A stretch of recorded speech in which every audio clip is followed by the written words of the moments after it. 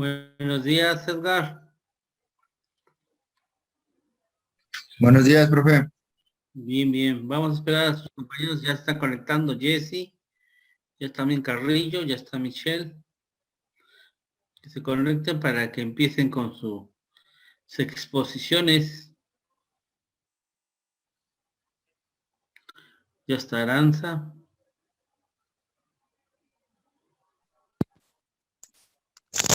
Buenos días.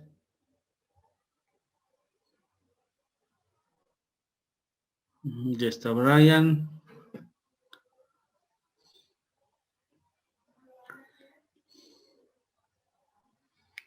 Gracias, Aranza. Presente.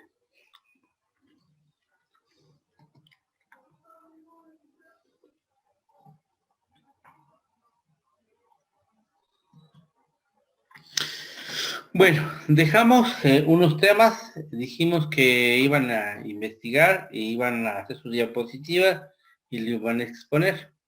Bueno, entonces, empezamos,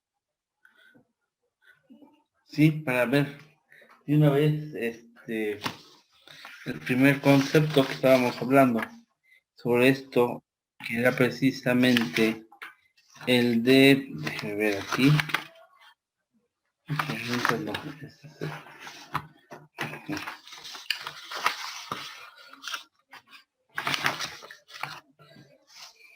Con Brian, concepto de metodología, ¿sí?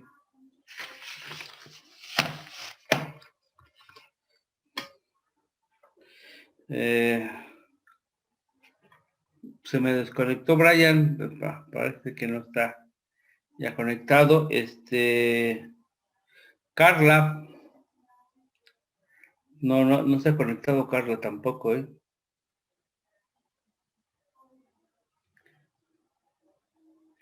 Jessy, sí, Jessy, ya aquí está lista su manita. Jessy, Profe, una pregunta. Lo que pasa es que en la tarea que dejó dice actividad para el próximo jueves y la dejó el martes, entonces la exposición tendría que ser el próximo jueves, ¿no? no, este jueves, perdón, a lo mejor así fue mal el dato. Era para este Sí, jueves. sí, profe, es que yo también tengo tarea para el próximo jueves y la verdad, sinceramente, tengo la investigación, pero no tengo la diapositiva. Ok. Sí, porque precisamente, ¿sabes qué? Lo que me faltó ahí es poner la fecha. Porque era precisamente para este jueves. Porque si estamos martes, el próximo jueves de esa misma semana es este. Bueno, ¿están todos en la misma sintonía, jóvenes? Si ya tienen la Profe, sí, información. no sé si le parezca que nos dé unos minutos y hacemos la Miren, diapositiva o no sé. no, lo que vamos a hacer es lo siguiente, podemos avanzar. Esto no hay ningún problema. Lo que vamos a hacer es lo siguiente. Lo que yo ya les dejé, ¿sí? Y lo que ustedes ya están investigando, hagan su diapositiva y todo lo demás, lo vemos el próximo martes, ¿sí? Ya este martes empezamos.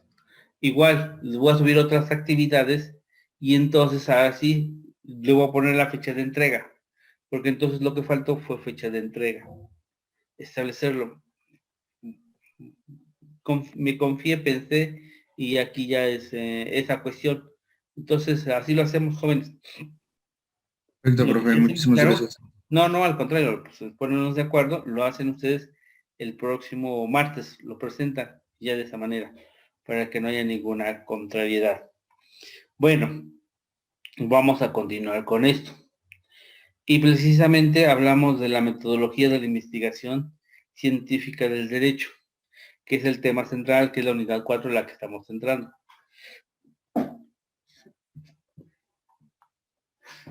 Al derecho, ¿cómo lo clasificamos? Tendría una de las preguntas que tenemos que nosotros contestarnos en este momento. Bueno, para contestarnos esta pregunta, nosotros tendremos que hacer mención a lo siguiente. Ustedes ya saben cómo se clasifica el derecho. El derecho lo clasificamos en tres grandes ramas, sumamente muy importantes, ¿sí? Hablamos del derecho público, derecho privado y derecho social. Esas tres grandes ramas que son. Ahora, dentro de la clasificación del derecho que nosotros hacemos mención, ¿sí? Nosotros tenemos que tomar en consideración otros aspectos importantísimos referente a esta cuestión. ¿Qué áreas del derecho las podemos encontrar en el derecho público, en el derecho privado y en el derecho social? ¿Ustedes cuáles consideran que podemos encontrar en cada una de estos uno de estos tres grandes grupos que acabo de mencionar? Porque al fin y al cabo es la clasificación del derecho.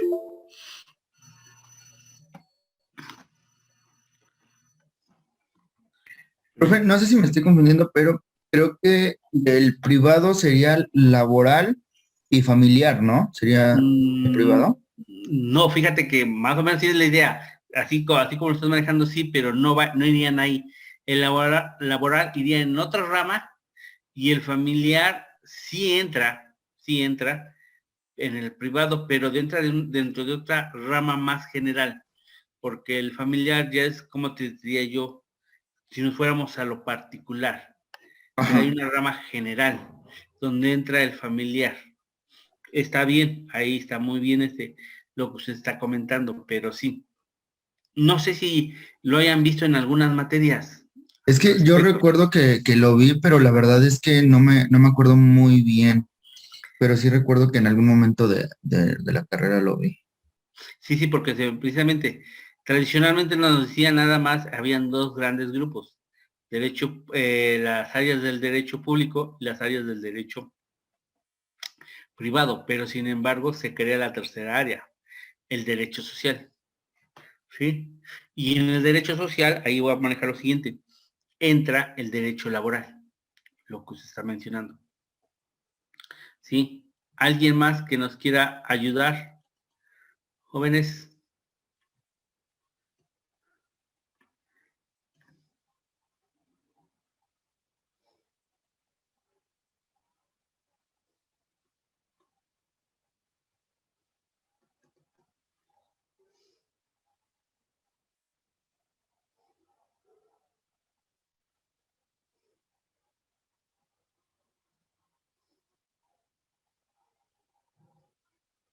¿Qué más áreas del derecho podemos encontrar?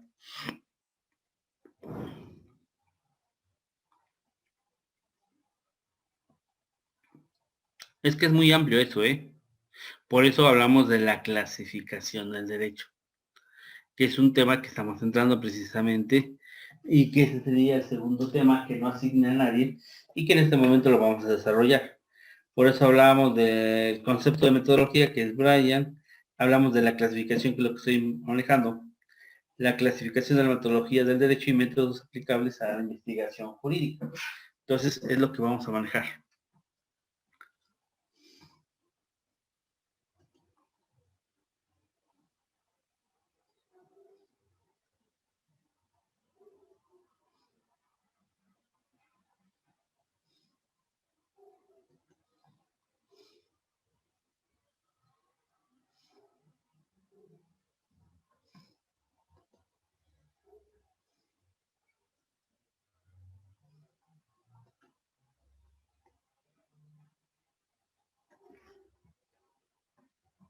Profe, yo busqué algo aquí en internet rápido Ajá. y bueno, encontré que el derecho público es el conjunto de normas que se refiere a la organización del Estado y a la actividad que desarrolla para cumplir las atribuciones que el Estado corresponde, que al Estado le corresponden. Entonces, del derecho público, yo creo que entonces está procesal, penal, eh, Sí, ¿qué otro podría ser? sí. Agrario. Fíjate que el agrario ya no, ahí tendríamos que ver, porque mm, usted acaba de decir algo interesante. Y precisamente es la gran clasificación que se maneja entre el derecho público y el derecho privado y derecho social. ¿Sí? Entonces agrario entraría en social ya, en la nueva clase. Exactamente. Entonces, si se dan cuenta, ya tenemos al agrario y al laboral. Ajá. Ya en la cuestión social, ya tenemos estos elementos. Entonces, esta es la parte sustancial que estamos en este momento trabajando. Y está bien, ¿sí? Ahora, igual, los procesales que usted menciona es correcto. Van a entrar en el derecho público. Público. ¿Por qué razón? Porque el Estado, y así textualmente, el Estado es el encargado, ¿sí?, de conocer todos estos aspectos, ¿sí? Es decir, el Estado tiene que vigilar. Por eso, cuando hablamos de derechos procesales, los derechos procesales, ¿quiénes lo van a ejecutar? Los tribunales son las instancias que el Estado ha creado para la impartición de justicia y por esa razón el Estado es el facultado para llevar a cabo esto. ¿Sí? Por esa razón es necesario tomar en consideración estos aspectos. De ahí la importancia que tenemos nosotros que tomar en consideración porque es necesario hacer esta cuestión. Ok, estamos bien. Ahora, bueno, y entonces en el derecho privado, ¿qué encontramos? Pregunto yo a ustedes. Bueno, yo del derecho privado encontré que es el conjunto de normas que rige las relaciones entre los particulares, normas que le son aplicables al Estado cuando no ejerce funciones de poder jurídico. Y es lo que le comentaba, a mí me suena mucho a derecho familiar, derecho civil. Aquí le acabo de dar la clave. Es derecho civil. Del derecho civil se desprende el derecho familiar. Es decir, iríamos, lo que le había dicho hace un momento, ¿se acuerda? Que partíamos de lo particular a lo general. Un Ajá. particular es el derecho familiar. Otro ya es el derecho precisamente civil. Ok, sí, sí, entiendo. Entonces, sí, entonces por eso yo decía yo, es correcto. Ahí habla usted en el derecho privado, ya tenemos otro elemento. El otro elemento es el derecho civil. Ok.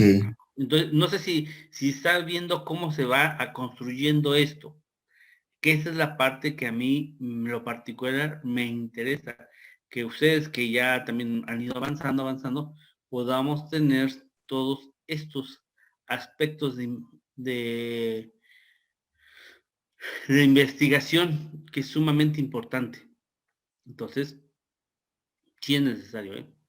Ok, ¿algo más que podamos Este, agregar? no, pues bueno, creo que sería lo único que pudiera agregar, la verdad. Pues no, no sé más. Nada más ahorita lo Bueno, que investigué y pero lo que fíjese que entendí. está muy bien, lo que usted aportó está muy bien, Edgar. Si nos ponemos a pensar lo que usted aportó, muy bien. Ahora, igual sus compañeras pueden ir aportando algunos otros elementos.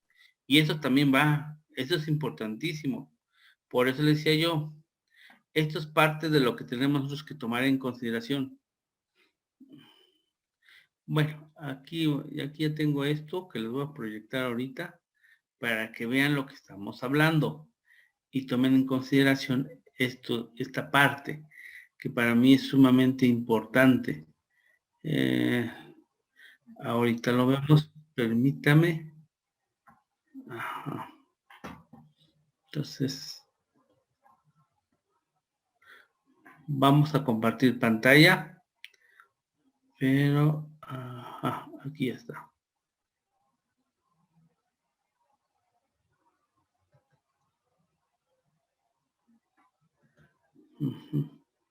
Para que vean lo que estamos manejando.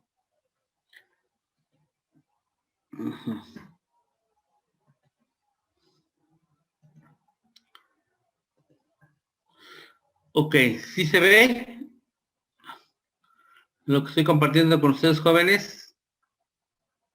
¿O no es muy visible? Ahorita vemos. Bueno, esa primera diapositiva sí se ve. Pero las otras no, ahorita vamos a ver primero. Ajá, las otras ahorita Vamos checamos. a buscarle otro fondo para que nos permita ver. Se quedaría muy blanco. A lo mejor este quedaría bien, no se pierde. Vamos a ver.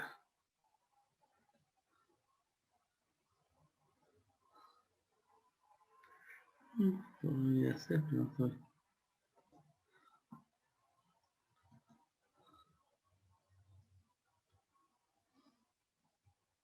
Ok, vamos a ver.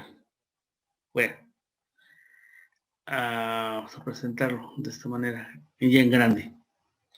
Precisamente la metodología jurídica, la creación del derecho, y lo vamos a ver de esta forma. Establece que cada sistema jurídico tiene su propio mecanismo generador de normas jurídicas, sobre las cuales deben de actuar los niveles epistemológicos y metodología del derecho. Epistemología consiste precisamente en el conocimiento que se debe desarrollar.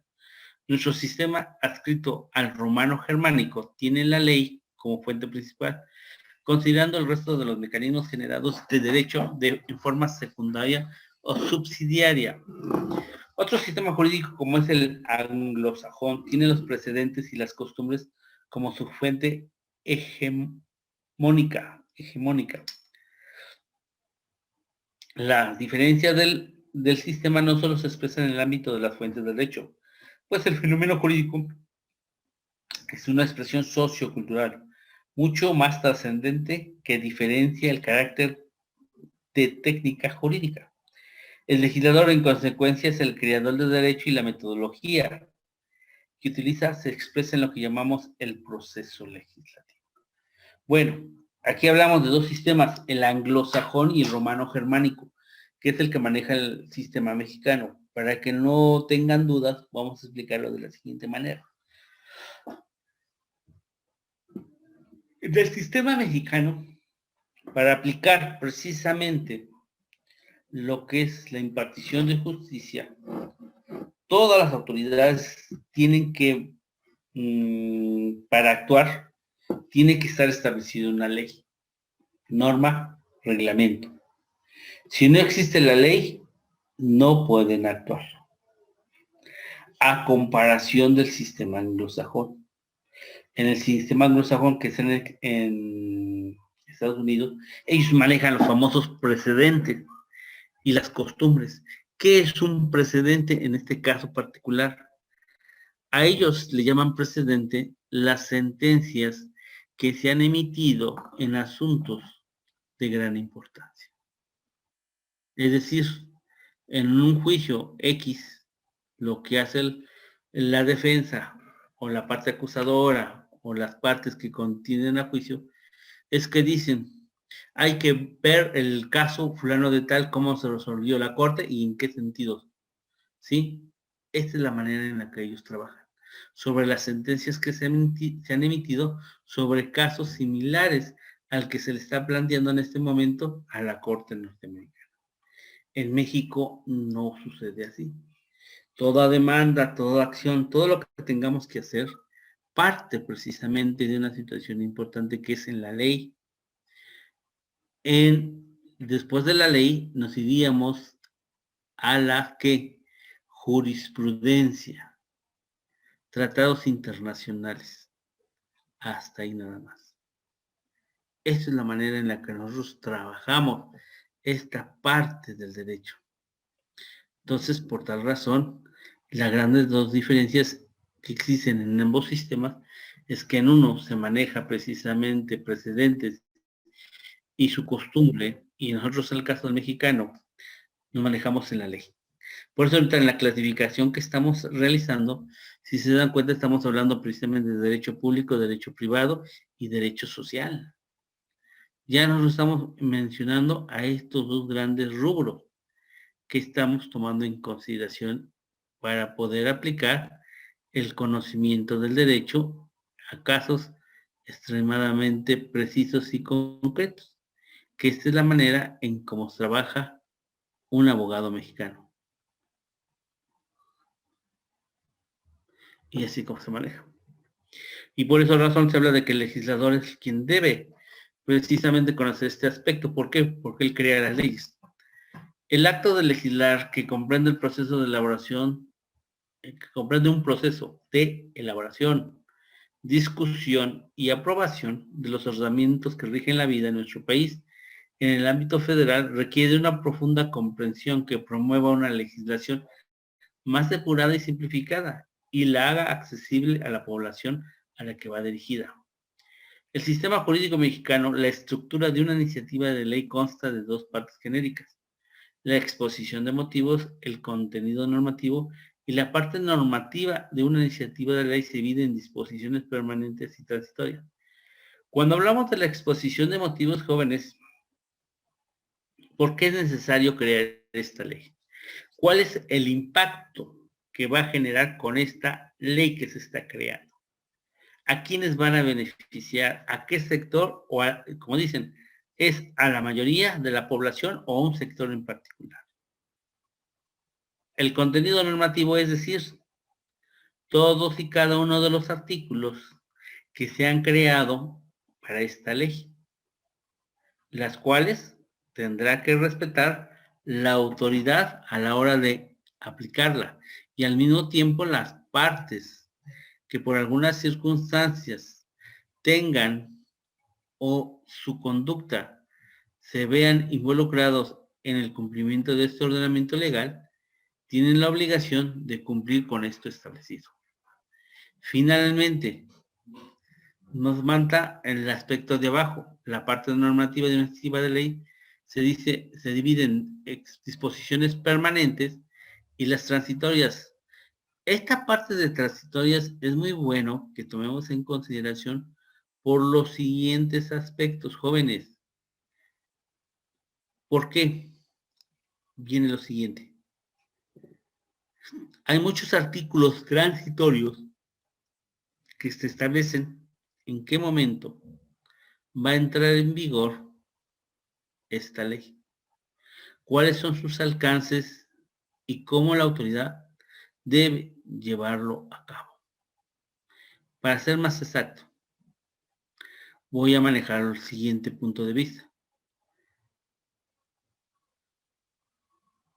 Ustedes sí, van a oír hablar del famoso RIF, régimen de integración fiscal. Este régimen de integración fiscal fue propuesto por el presidente en turno, Enrique Peña Nieto, donde se estableció que todos los contribuyentes emigraran a este régimen de incorporación fiscal de manera general. Ya no hubieran los famosos repecos, pequeños contribuyentes y todo lo demás. Aquí lo que pasa es lo siguiente. ¿Por qué? Porque en un artículo transitorio estableció que para que estos contribuyentes se incorporaran a este nuevo sistema, ¿sí?, de carácter fiscal, iba a tener un lapso de 10 años y estableció el siguiente criterio. Todas aquellas empresas, personas físicas o morales, que se incorporaran a este régimen del RIF en el primer año no pagarían impuestos, es decir, estarían exentos del pago de los impuestos. ¿Sí? En el segundo año pagarían el 10%. En el tercer año el 20%. Y así sucesivamente. Hasta llegar al 10º año, donde ya todos tienen que aplicar el 100% de sus impuestos. Entonces, si se dan cuenta, eso está establecido en un artículo transitorio. Y eso es lo que nos establece esta importancia.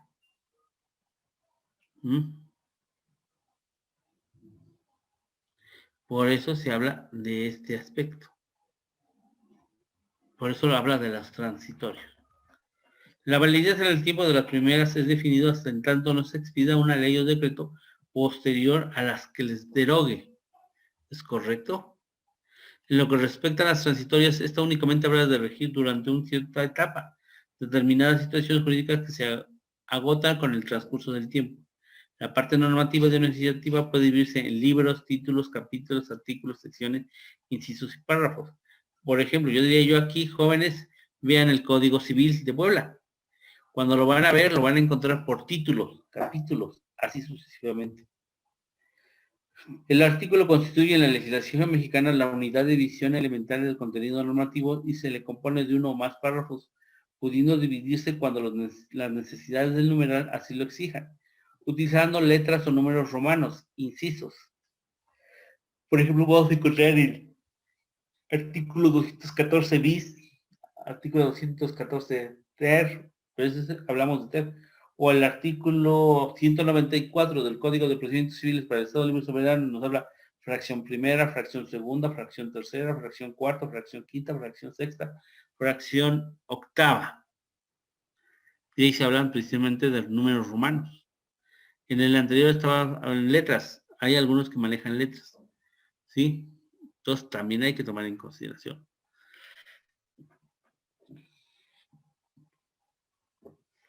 La iniciativa contiene una proposición y constituye el acto formal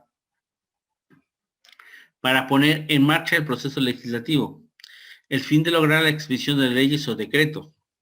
Es un documento, ¿sí?, que obliga a estudiar, dictaminar y resolver la promoción contenida en el proyecto, poniendo en el movimiento al Poder Legislativo. Aun cuando la Constitución, la Ley Orgánica del Congreso de la Unión, el Reglamento para el Gobierno Interior del Congreso, no establecen algo al respecto,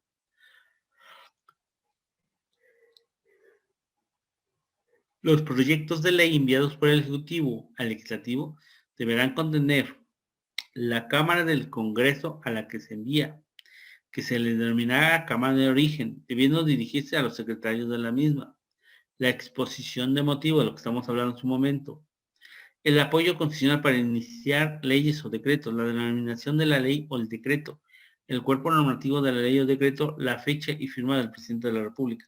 Caso per se, nosotros lo podemos encontrar en este momento con las iniciativas que ha mandado nuestro Ejecutivo, el actual presidente, sobre la reforma energética, sobre la reforma de el petróleo, ¿sí? Y sobre otras reformas que va a manejar y que dice que va a ser necesario que se lleven a cabo. Y que va a ser en estos días reformas constitucionales. Habría que ver cuáles son. Y esas son a iniciativas del Ejecutivo. ¿Por qué razón? Porque efectivamente el Ejecutivo tiene la facultad de enviar iniciativas al Congreso de la Unión para que legislen, o en este caso, aprueben sobre ciertas y determinadas proyectos de ley que ha enviado al Ejecutivo. Y eso es lo que se maneja así, textualmente. De ahí la importancia de estos tres aspectos que acabamos de mencionar.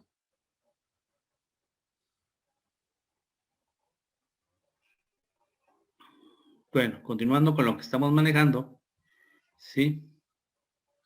Vamos a la siguiente. En un sistema bicameral, y estamos hablando un poco de constitucional, que también les va a ayudar a ustedes, vamos a explicar por qué llamamos un sistema bicameral.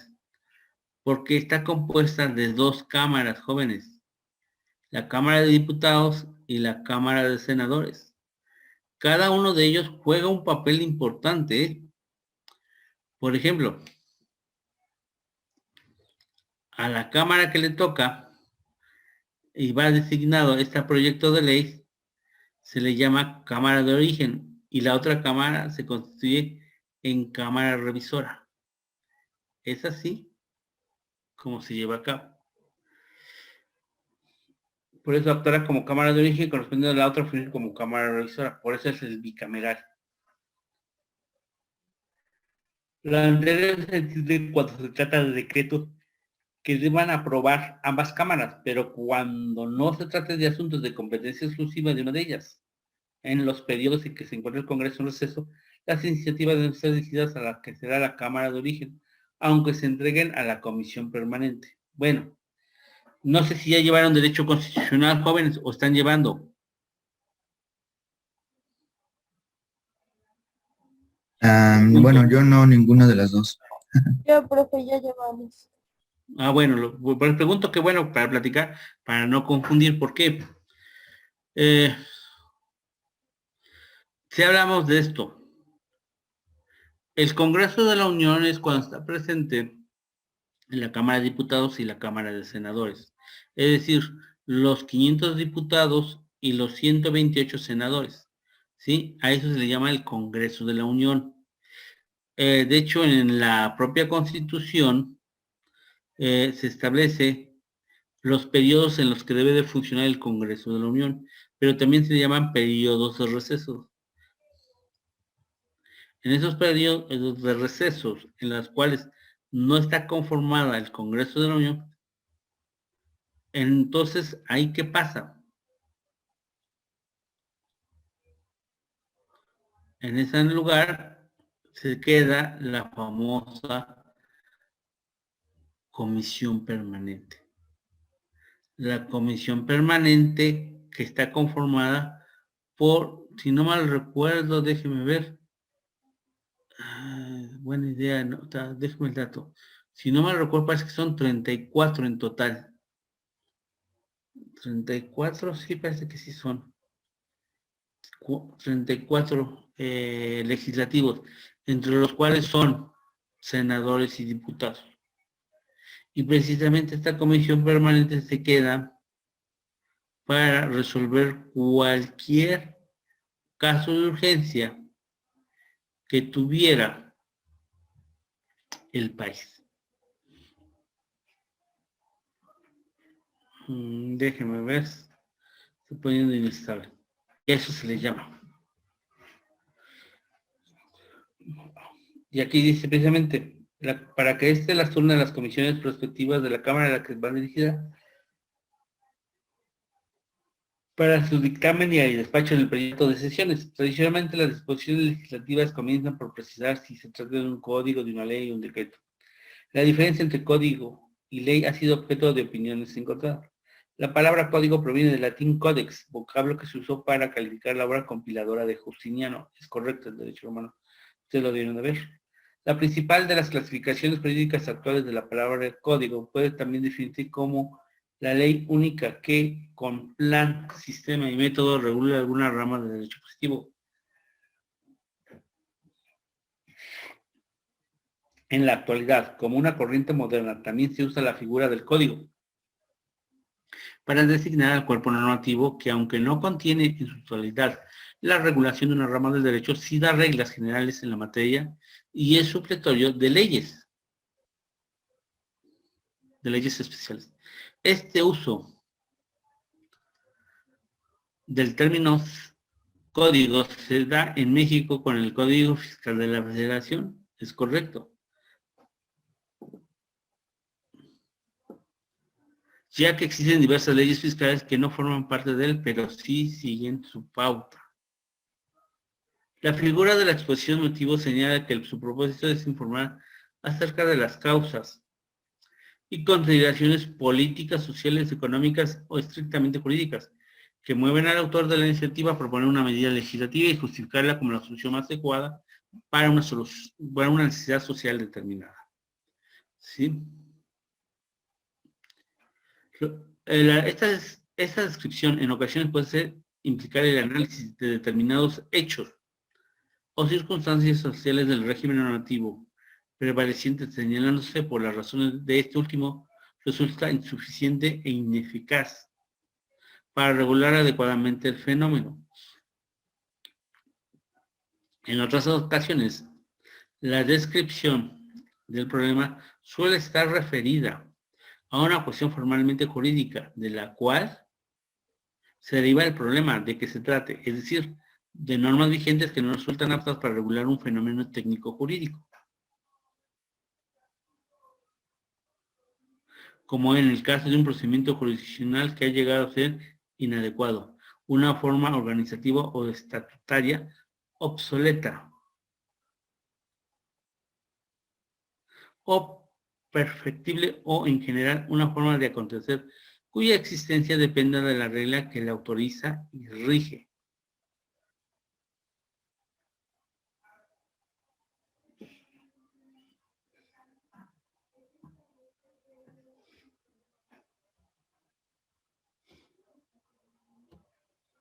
la abrogación, ¿sí?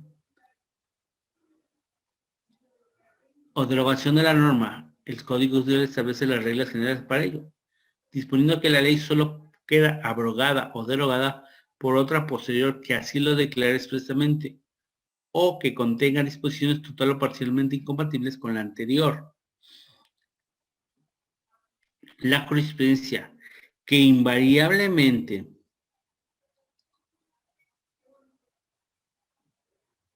deriva de la aplicación de la ley por parte de los órganos jurisdiccionales competentes es, en el medio jurídico nacional, otra fuente formal a partir del cual se origina el derecho. Esto es, surge el derecho de las resoluciones emanadas de los órganos facultados de poder, lo que significa que el derecho emana de una actividad interpretativa e integradora o reconstructiva. Esta es la finalidad del derecho, que nosotros debemos tomar en consideración estos aspectos. En el procedimiento legislativo federal mexicano que se sigue para la creación de la ley a cargo del Poder Legislativo Federal compuesto por la Cámara de Diputados y la de Senadores, hay 6 etapas bien definidas: iniciativa, discusión, aprobación, sanción, publicación e iniciación de la vigencia. Esto, algunos de ustedes a lo mejor ya ha ido mucho más adelante, algunos todavía no. Esto también lo tienen que ver, que es precisamente el procedimiento que se lleva a cabo para que sea aprobada, ¿sí?, una ley en particular.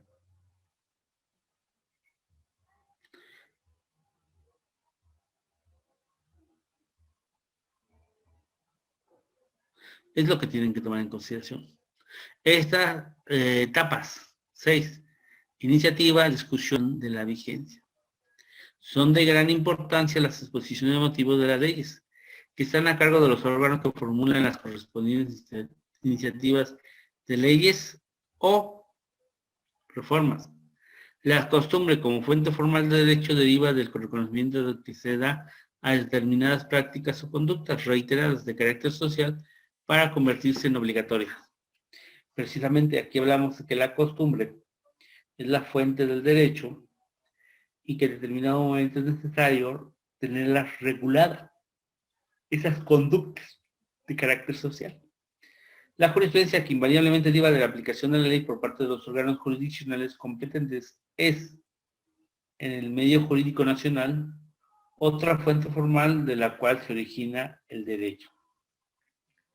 Y vamos a la aplicación del derecho, y lo que estamos aplicando, la clasificación del derecho, ¿se acuerdan? Que precisamente nosotros tendríamos que ver cuál es la situación de estos aspectos. Bueno, ¿quieres hablar? Derecho público, derecho privado y derecho social.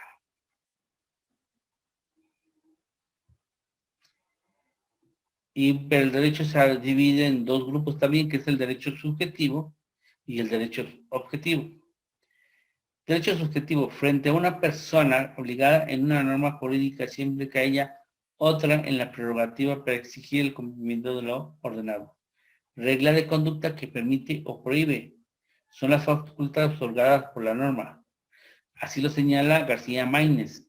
El derecho subjetivo es una función del objetivo. Aquí a muchos les va a generar muchas dudas o confusiones. El derecho subjetivo recae, y diré yo de manera muy general, en la conducta que realiza la persona física, moral o jurídica, y que en determinado momento está regulada por la propia ley. Y voy a explicar, a ver, jóvenes, con un ejemplo muy burdo, pero vale la pena hacer la mención. ¿Cuándo y en qué momento hablamos de un matrimonio civil? Cuando Juan Pérez y Josefina Vázquez Motas han decidido contraer matrimonio ante el juez del registro civil de las personas y han celebrado su contrato de matrimonio. En este momento, el derecho subjetivo se aplica en exclusivamente para Juan Pérez López y para Josefina Vázquez Mota, porque ambos han decidido contraer matrimonio civil. Pregunto, ¿ustedes en este momento han contraído matrimonio civil? No. Bueno, que Gracias, yo Ana. sepa, no. Exactamente. Bueno, aquí la regla es por eso. Por eso es el derecho subjetivo. Es sobre estas dos personas decidieron contraer su matrimonio civil. Acudieron ante el juez, firmaron el acta de matrimonio y por tal razón legalmente están casados.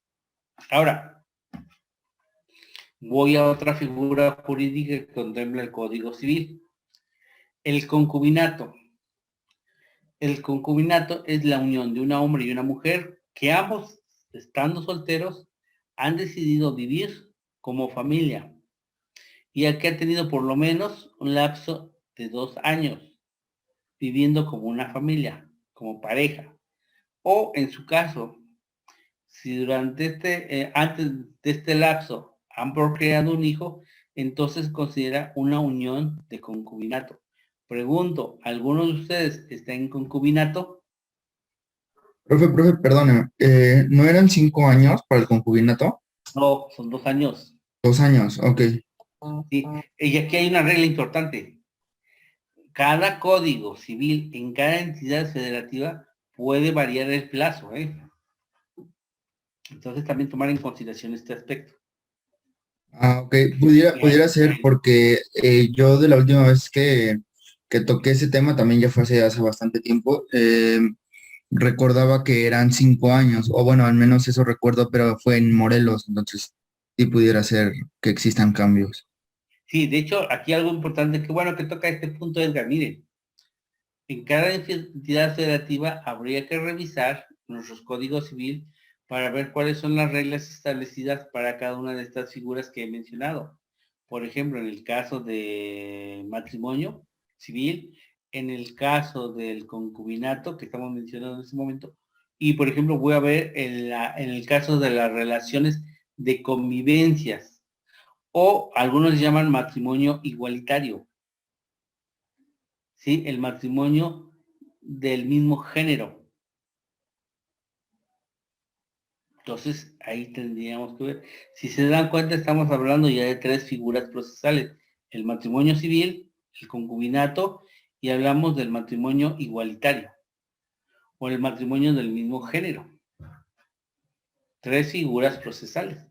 De hecho, si no me recuerdo, Sonora es uno de los estados que se incluyó en este nuevo panorama del matrimonio igualitario, y estamos hablando que son ya 15 entidades federativas que han elevado o han considerado esta unión de esta manera. ¿Sí? Entonces, ese es el derecho subjetivo. El derecho subjetivo, por eso aquí en la fuente que yo les dicto, les digo a ustedes, es frente a una persona obligada en una norma jurídica. Siempre hay otra con la prerrogativa para exigirle el cumplimiento del ordenado. Por ejemplo, en materia de alimentos, cuando un hombre y una mujer procrean un hijo, y en muchas reglas generales, por lo regular, la mujer es quien siempre se hace cargo del menor, aunque no estén casados, por el nacimiento del menor, este menor tiene derecho a alimentos. ¿Y quién es el obligado para darlos? Su padre biológico, el padre que proporcionó el material genético para que naciera. Ahora, si el padre no tuviera los medios o los recursos para sufragar esta cuestión de alimentos, entonces le corresponde a los abuelos paternos, cumplir con esta obligación de alimentos en favor de su nieto. Así la ley lo establece. Y entonces la pregunta es esta. Todos los hombres, y de manera muy general estoy hablando, todos los hombres, ¿tenemos la obligación de dar alimentos? ¿Cuál sería su respuesta? No todos, porque debe de haber un juez quien lo señale, porque muchas veces son las madres las que pueden dar alimentos. Sí, pero aquí hablo de manera general, todos los hombres podemos dar alimento siempre y cuando hayamos procreado un hijo y no esté con nosotros el hijo, pero sabemos de la existencia de él, por ley debemos de cumplir, y no tanto por ley, por cuestiones morales, por cuestiones de responsabilidad, debemos hacernos cargos de él, aunque no estemos casados, aunque no vivamos en concubinato, ¿sí? Eso es lo que debemos de aprender nosotros. Y si se dan cuenta, entonces, en este caso estamos hablando nomás de aquellos hombres, varones, que han procreado un hijo. Ellos son los que tienen esta obligación. Yo no, usted no, o usted sabrá si ya procreó un hijo, entonces ya usted tiene la obligación. Si no ha procreado ningún hijo, no tiene la obligación. Entonces, no sé si captaron la idea. Por eso hablamos del derecho subjetivo. Hablo del subjetivo como el sujeto, ¿sí? El cual la ley exige. Y por esa razón hablamos de este derecho subjetivo. Mientras que el derecho objetivo es la norma en sí, conjunto de normas que rigen a una comunidad, ordenamiento social que regula la conducta humana. Yo les pregunto en este momento, una norma. ¿Quiénes están obligados al pago de impuestos? Todas aquellas personas físicas, morales, jurídicas, nacionales o extranjeras que realicen alguna actividad de carácter empresarial en territorio mexicano. Mientras una persona, por ejemplo, no realiza ninguna actividad empresarial, no es sujeto, y hablo de manera subjetiva, al cumplimiento del pago de impuestos. La ley maneja de manera general a todas las personas. Ya está establecido la ley. Cuando una persona ya está en posibilidades de trabajar, entonces ya es y requiere su registro federal de contribuyentes, en ese momento el derecho subjetivo se le aplica a él y él está obligado al pago de impuestos. Yo diría tengo a Eric, a Raúl, a Leticia y a Patricia, que son niños que tienen la edad de 8, 10, 11 y 12 años. Pregunto, ¿ellos son mexicanos por nacimiento? ¿Tienen la obligación del pago de impuestos en este momento? No, porque ellos no realizan ninguna actividad económica. Por tal razón, no están sujetos al cumplimiento de esta obligación. ¿Sí? De ahí la importancia que estamos haciendo en estos momentos, jóvenes. Esto es lo más importante, diferenciar entre el derecho objetivo y el derecho subjetivo. El derecho objetivo para su estudio se divide en derecho público y derecho privado y derecho social. Lo que estábamos hablando sobre la clasificación, ¿recuerdan de ese momento que habíamos mencionado?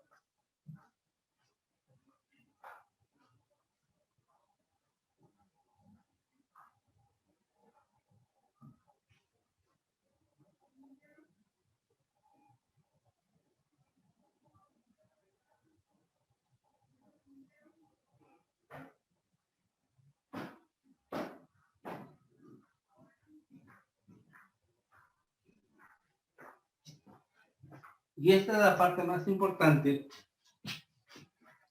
que ustedes van a ir viendo. De hecho, hay algunos autores que hacen una cuarta clasificación, pero tradicionalmente eran dos, derecho público y derecho privado.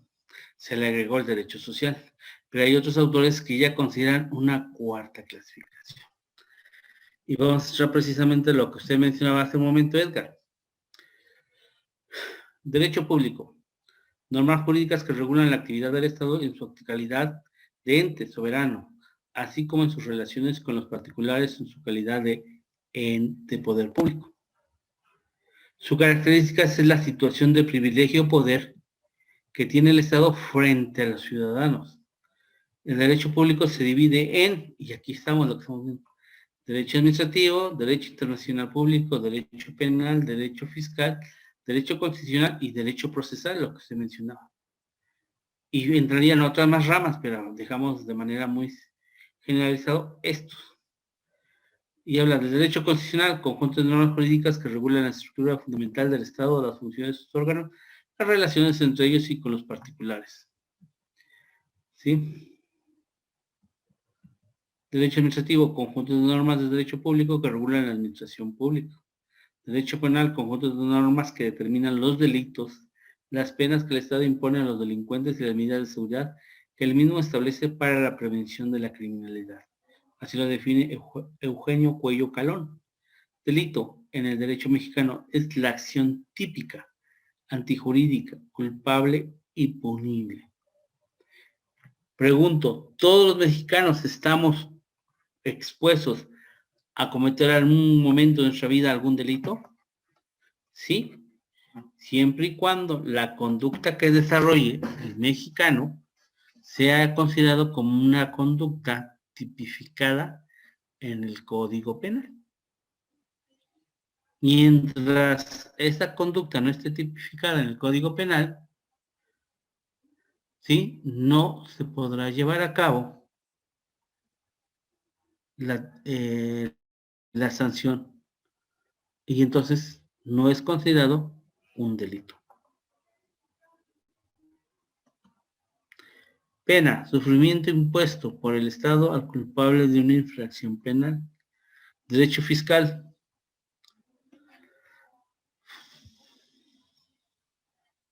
Es el conjunto de normas jurídicas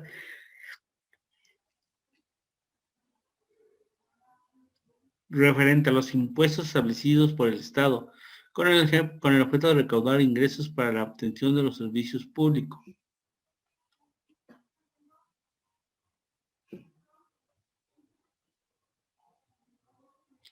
¿Sí? Entonces ya tenemos esto. Es el fisco quien puede exigirles a los contribuyentes el pago de los tributos con los que lleva a cabo sus servicios especiales. Derecho internacional público es el ordenamiento jurídico de la comunidad internacional. El derecho internacional público es el conjunto de normas jurídicas que regulan el comportamiento de los estados y de otros sujetos internacionales. Derecho procesal regula las instancias o etapas del juicio, proceso y las actuaciones de las partes y sus defensores en el procedimiento. El derecho procesal se refiere al conjunto de normas jurídicas que rigen la organización, estructura y funciones del Poder Judicial. Derecho procesal son los procedimientos de cualquier materia de derecho que permite el desarrollo del proceso de acuerdo a las particularidades de esta. Derecho privado, y aquí entramos con el derecho privado. Es aquel que se encarga de regular las relaciones entre particulares. Esta es la parte fundamental del derecho privado. Un concepto de manera muy general. El derecho privado se encarga de regular los actos entre particulares en los cuales no tiene que intervenir el Estado o algún organismo del Estado en la realización del acto. Por eso el ejemplo más práctico y más común es el matrimonio. ¿Quién desea casarse? Bueno, en algunos casos, y valga la expresión, voy a manifestar, los papás obligan a los hijos o las hijas a que contraigan matrimonio con cierta y determinada persona, pero no es el Estado quien obliga a todos los mexicanos a casarse. Si ustedes se dan cuenta hoy, podemos revisar estadísticamente, vamos a encontrar que hoy es un gran porcentaje de hombres y mujeres que no se encuentran casados, civilmente ni religiosamente. Entonces, esta es la cuestión. Ahora, voy a una pregunta interesante, y qué bueno que salió esta pregunta. Aquellas personas que se casan por lo religioso, pero no por lo civil, ¿legalmente están casados? Pregunto.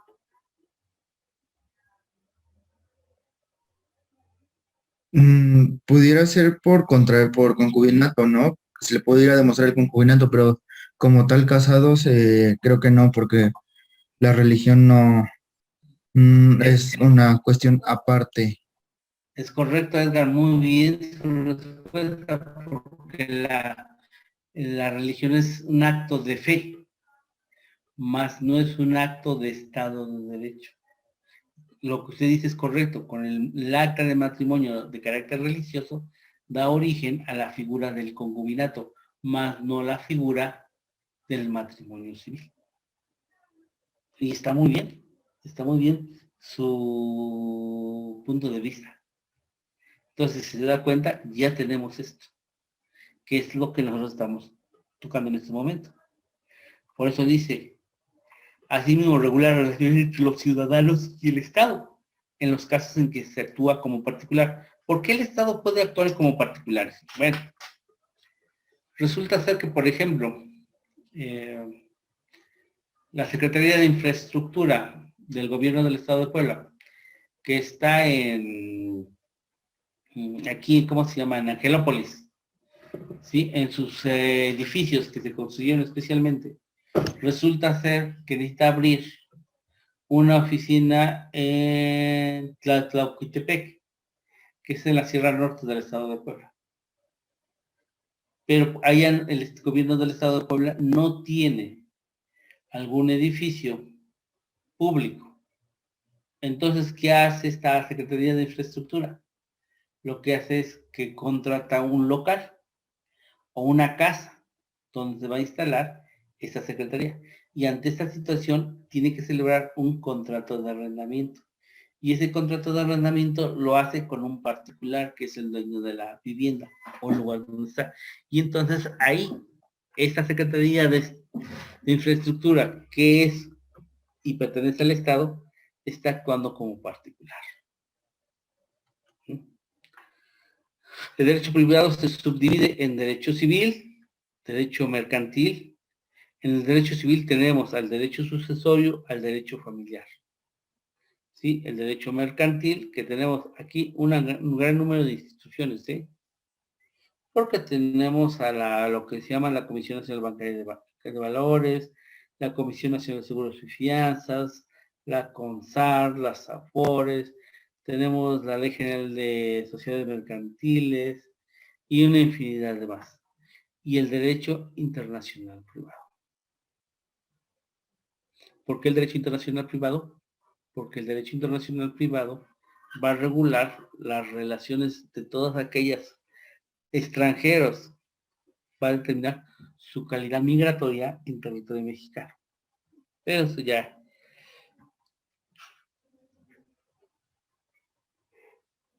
es más amplio. Entonces, ya se vieron aquí, derecho civil, derecho mercantil y derecho internacional privado. El derecho civil da una igualdad jurídica. Es el conjunto de normas jurídicas que regulan relaciones entre particulares entre sí. ¿Sí? El derecho mercantil, conjunto de normas jurídicas relativas a los comerciantes, los actos de comercio y a las relaciones jurídicas derivadas de la relación de estos. El derecho internacional privado, conjunto de normas jurídicas que regulan las relaciones cuando alguno de los elementos es extranjero. Derecho social, y ese hablamos ya del derecho social. El tercer grupo es el conjunto de principios, instituciones y normas que protegen a los económicamente débiles. Derecho agrario, derecho del trabajo. Estos son los dos grandes rubros que se manejan. ¿Sí? El derecho social. ¿Y qué es cada uno de ellos? Conjunto de normas jurídicas que regula la organización territorial, justa y las explotaciones agrícolas, ganaderas y forestales. Nos referimos al derecho agrario.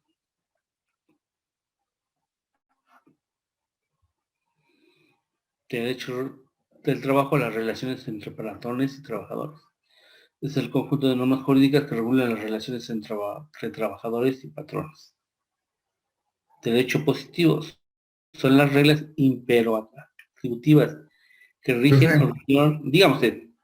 Perdón, es que me surgió una duda ahorita. Sí, si en el derecho público es la relación de el Estado con un particular, Sí. Cuando en el derecho laboral demandas al Estado, en este caso tú eres trabajador del Estado y demandas ya sea, pues sí, al Estado, no sería derecho público. Ahí es derecho público, pero aquí por eso aclaro. El derecho del trabajo es relaciones patrones-trabajadores. ¿Sí? Es una lucha entre ellos. Ahora, lo que usted maneja se le llama derecho burocrático. Y el derecho burocrático pertenece al derecho público. Ok.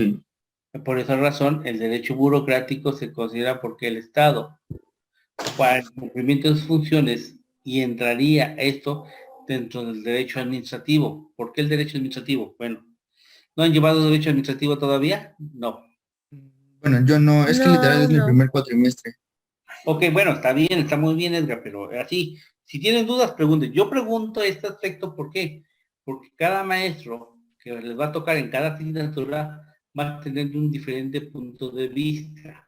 Sí, claro. Cada uno de nosotros manejamos diferentes autores o consideramos que son los más idóneos. Por ejemplo, voy a explicar esta cuestión. Cuando hablamos de derecho administrativo, y en el caso particular de México, valdría la pena citar a Gabino Fraga, un doctrinario mexicano muy bueno, que habla ya acerca del derecho administrativo en México. Y él establece que el derecho administrativo en México, su origen, se da con la actividad que el Estado realiza para atender a las necesidades de sus ciudadanos. Y ante esta situación, entonces el Estado le pide a algunos ciudadanos honorables que formen parte de su grupo para poder atender a sus conciudadanos. Estos ciudadanos que empiezan a trabajar para la administración pública lo hacen de manera, ¿cómo se llama esto? De manera honoraria, es decir, sin percibir ningún pago alguno. ¿Sí? Porque lo hacen de manera altruista. Lo que ellos buscan es poder atender a sus amigos conocidos. Como el estado era muy pequeño, entonces se necesitaba muy poca gente. Entonces esta gente, la que estaba ahí, podía atender satisfactoriamente a todos y cada uno de ellos. Llega un momento en que el Estado empieza a crecer, a crecer, a crecer, a crecer, y ya no es posible que esta gente que de manera altruista estaba en la administración y que realizaba sin recibir ningún salario, es necesario que el Estado entonces contrate a personas que trabajen para el Estado con la finalidad de atender a los ciudadanos de ciertas y determinadas regiones. Y a eso se le llama el derecho administrativo y a eso se le llama las relaciones del derecho burocrático. Entonces, por tal razón, nace el derecho burocrático. Y si ustedes lo van a revisar cuando vean constitucional o los que ya vieron, la Constitución, el artículo 123, apartado A, se habla exclusivamente de las relaciones patrones y trabajadores. Pero ese mismo artículo, en su inciso B, habla de las relaciones que existen entre los servidores públicos, ¿sí?, con el Estado, porque estos últimos realizan una actividad en favor del Estado y en beneficio de los ciudadanos. Y ahí se establece, y a eso se le llama derecho burocrático, ¿sí? Porque ahí el Estado ya entra en las dos funciones, como una autoridad, pero al mismo tiempo como un contratante de obligación. Y tiene determinadas reglas bajo las cuales debe de operar. No sé si haya quedado claro o hay dudas al respecto. Ah, sí, profe, sí, bueno, a mí sí me aclaró la idea. Sí, le digo, coméntenlo, pues para eso es lo importante. Entonces, esa es la clasificación que estamos haciendo en este momento, ¿sí? Del derecho. De hecho, hay otra clasificación, déjenme ver dónde tengo esta diapositiva, porque son varias diapositivas donde podemos tener este tipo ya me acordé, esta clasificación que la podemos ampliar un poco más, la tengo considerado en un protocolo de tesis. Y ese protocolo lo manejo precisamente para los que llevan seminario de tesis. Pero que valdría la pena jalarlo y ponerlo aquí, para que ustedes puedan tener ese aspecto y verlo cómo se puede hacer la clasificación. Y si es cómo se maneja. Bueno, Profe, solo un Un pequeño favor, ¿podría regresarle tantito a la diapositiva donde tiene escrito lo de derecho social? Es que no escribí nada de ahí, se pasó. Ok, lo que no se preocupen, voy a subir estas diapositivas a la plataforma, pero de Ah, todos modos perfecto. se lo regreso, pero de todos modos se lo regreso. No hay ningún problema. Si vos estás tomando nota, también es bueno. A veces las notas son importantes. Entonces también van teniendo... Bueno, había una técnica interesante, jóvenes. Mm, bueno, en mi periodo, en la época en que yo fui estudiante y todo lo demás, no existía la computadora, ¿eh?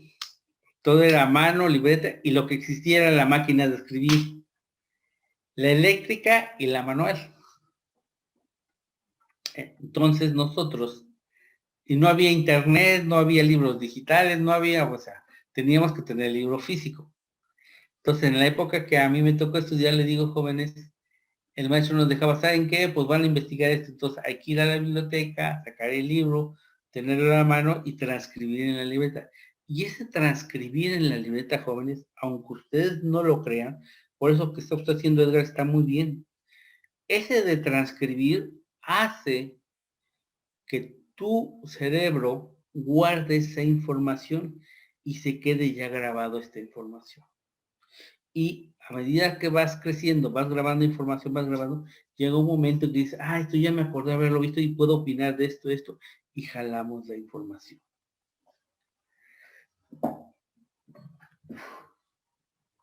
Por eso van a encontrar a muchos abogados de mi generación, ¿sí? Que toda la información la traemos en la mente y la podemos reproducir sin necesidad a veces de tener algún apunte o algo. Por ejemplo, para redactar escritos. Nosotros para redactar escritos ya lo traemos aquí, ya sabemos qué es lo que tenemos que decir, ya nomás nos apoyamos en lo que dice la ley y hacemos la redacción. Yo no digo que esté mal. Hoy la computadora e el internet, yo les llamo herramientas para que ustedes adquieran conocimiento y puedan aplicarlo en su beneficio o en su trabajo. Estas herramientas hoy en día son eso, son un instrumento de trabajo, más no son la parte importante. Voy a hacer una pausa y voy a hacer por qué razón. Yo tuve la oportunidad de trabajar para muchas empresas de diferentes ramos. Algunas de estas empresas tenían relaciones en algunas otras entidades federativas después de la ciudad de Puebla capital y sus 217 municipios. Eso a mí me permitió viajar a muchos estados y al interior de estos estados y en algunos de ellos lamentablemente no había café internet, el juzgado no tenía computadoras, trabajaban manualmente con las máquinas de escribir, ¿eh? Y entonces yo tuve la oportunidad de llegar a estos lugares y a veces por cuestiones de viaje uno no sabe que por los usos y costumbres ese día a lo mejor el personal no trabajó el 100% y nomás quedaba personal operativo para atender casos urgentes.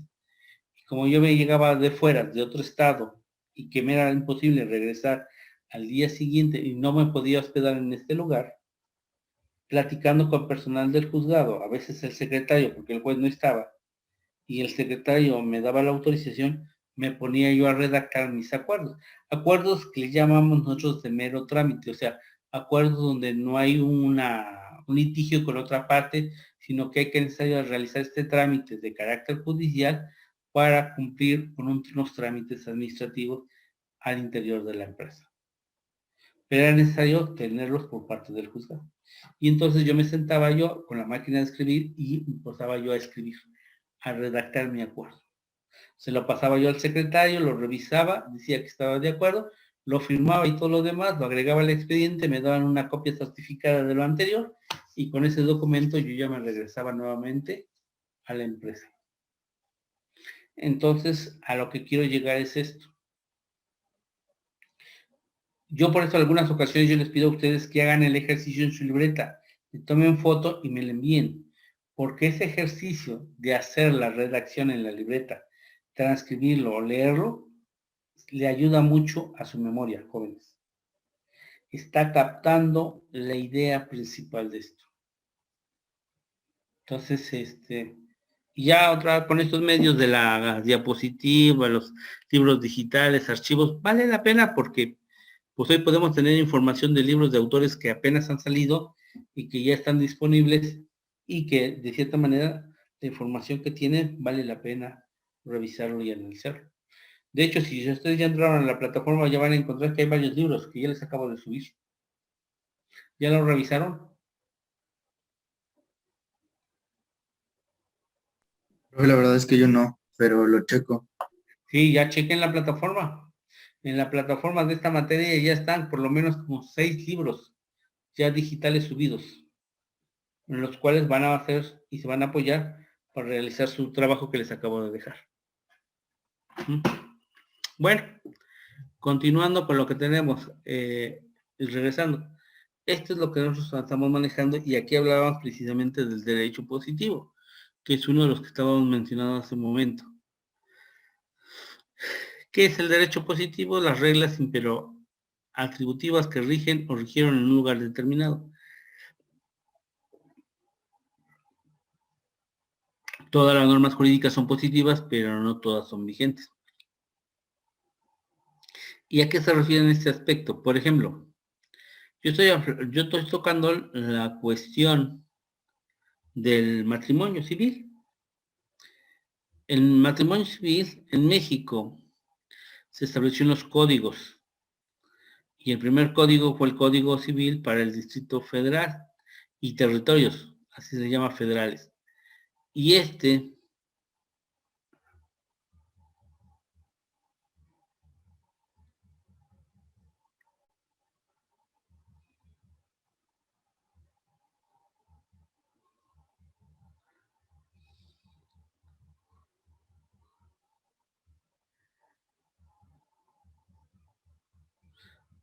¿a qué se refiere? Esto se da en 1938 aproximadamente. Es decir, apenas, no tiene mucho tiempo. Pero antes de 1938, ¿qué regía en México? Y se crea un derecho positivo precisamente con la Revolución de 1917 y se crea la Ley de Relaciones Familiares. ¿Sí? Y de ahí la Ley de Relaciones Familiares, que es el primer documento que es el antecedente del Código Civil y que viene a regular precisamente la relación de los matrimonios civiles. En esa Ley de Relaciones Familiares hay un criterio interesante. En él no se contemplaba el divorcio en los matrimonios civiles. En él se contemplaba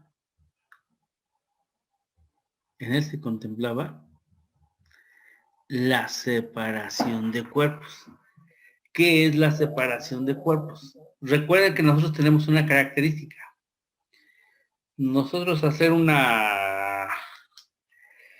el imagen jurídico es romano-germánico. Hay que tomar en consideración que también es romano-germánico canónico. Tenemos a la religión católica como la fuente principal de religiosidad en México. Y la religión en México establecía una regla, que un matrimonio religioso establecía que lo que Dios ha unido no lo puede separar el hombre. Y por tal razón no permitía o no consideraba, que es otra de las palabras, no consideraba viable al divorcio. De hecho, aclaro, derecho canónico, que no nos toca a nosotros revisar ni entrar a su estudio ni a su discusión, establece una regla importante. En el derecho católico o canónico, ¿sí? Sí existe el divorcio eclesiástico. Sí hay un tribunal eclesiástico. Sí hay padres o sacerdotes que son abogados también y que se encargan de llevar a cabo esto. Pero para poder llevar a cabo la anulación de una unión religiosa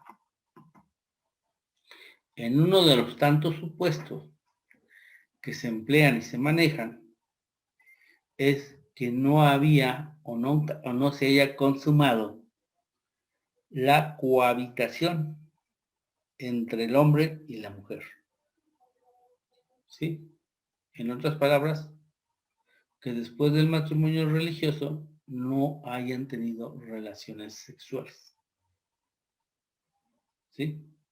Ahora, si quieren estudiar un poco más sobre este caso, revisen el proceso que llevó a cabo de carácter religioso nuestra ex primera dama, y perdonen porque ahorita no recuerdo cuál es el nombre, pero parece que se le conoce artísticamente como la Gaviota, con el entonces presidente de la República, Enrique Peña Nieto. Perdón por no recordar el nombre de esta actriz mexicana, pero que se le conoce con el seudónimo de la Gaviota. Ella estuvo casada religiosamente y hubo un divorcio eclesiástico para que posteriormente se pudiera nuevamente casar civilmente y religiosamente con el expresidente Enrique Peña Nieto. Si quieren abundar un poco de él. Y hablamos del derecho vigente. ¿Qué es el derecho vigente? Conjunto de reglas impero-atributivas que rigen una época y lugar determinado que el Estado considera obligatorias. Y entramos con la investigación del derecho. Lo que estamos hablando del planteamiento del problema, formulación del problema, objetivo general, específico, hipótesis, justificación, marco de referencia, que es el estado del arte, el marco teórico, marco conceptual, marco jurídico, marco contextual, el diseño metodológico, cronograma, presupuesto, tabla de contenido, tentativa y bibliografía. Y ahí empezaríamos hablando un poco de esto. Pero, jóvenes, por cuestión de tiempo, son 10:25 y terminamos 10:30, también tienen que estar listos para su otra sesión. Terminamos la sesión del día de hoy. Entonces, no se les olvide, esto se lo subo, y se los comparto en la plataforma el día de hoy. Denme unos segunditos más, lo voy a convertir en un archivo PDF para que pese menos y para que se pueda subir. Y se los envío para que lo tengan a la mano. No se les olvide los temas que les asigné, por favor, ¿sí? Investíguenlos en los libros que ya les envié. En esos libros saquen la información y de ahí me van a dar su información. Y esto lo continúan y lo exponen ustedes el próximo martes y jueves respectivamente, porque también les voy a asignar otros temas de investigación. ¿Hay alguna duda, algún comentario al momento, jóvenes? De mi parte no, profe, ninguno. No, profe, gracias. Ok, Jessy, gracias. Entonces, les comparto la información, se los subo, se los envío, y así lo hacemos. Entonces, que tengan un excelente fin de semana, jóvenes, y nos estamos viendo el próximo martes. Muchísimas gracias, profe. Hasta luego. Gracias, profe, bonito día, hasta luego. Gracias, hasta luego, Jessy.